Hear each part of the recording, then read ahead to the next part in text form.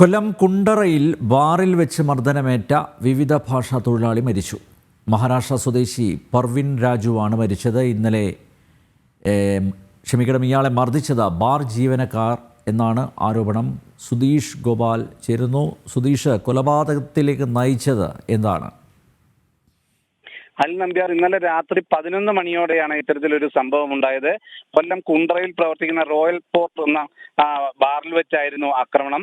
ഇത് ബാറിന്റെ പ്രവർത്തന സമയത്തിന് ശേഷം തൊട്ട് സമീപത്തെ ഹോട്ടൽ ജീവനക്കാരനായ മഹാരാഷ്ട്ര സ്വദേശി പർവിൻ രാജു ഇവിടേക്ക് മദ്യപിക്കാൻ എത്തുകയും ഇത് തടഞ്ഞ ജീവനക്കാർ പർവിനെ ക്രൂരമായി മർദ്ദിക്കുകയുമായിരുന്നു. ഇതിനുശേഷം മർദ്ദിച്ച് പുറത്തേക്ക് തള്ളിയിട്ട പർവിൻ രാജുവിനെ പോലീസ് എത്തിയാണ് ആദ്യം താലൂക്ക് ആശുപത്രിയിൽ എത്തിച്ചു, പിന്നീട് തിരുവനന്തപുരം മെഡിക്കൽ കോളേജിലും എത്തിച്ചു. ഇന്ന് രാവിലെയാണ് മരിച്ചത്.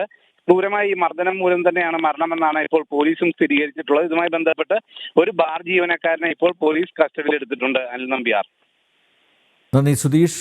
കുണ്ടറയിൽ ബാറിൽ വെച്ച് മർദ്ദനമേറ്റ വിവിധ ഭാഷാ തൊഴിലാളി മരിച്ചു. മഹാരാഷ്ട്ര സ്വദേശി പർവിൻ രാജുവാണ് മരിച്ചത്. ഇയാളെ മർദ്ദിച്ചത് ബാർ ജീവനക്കാർ എന്നാണ് ആരോപണം. വിവരങ്ങൾ നൽകിയത് സുധീഷ് ഗോപാൽ.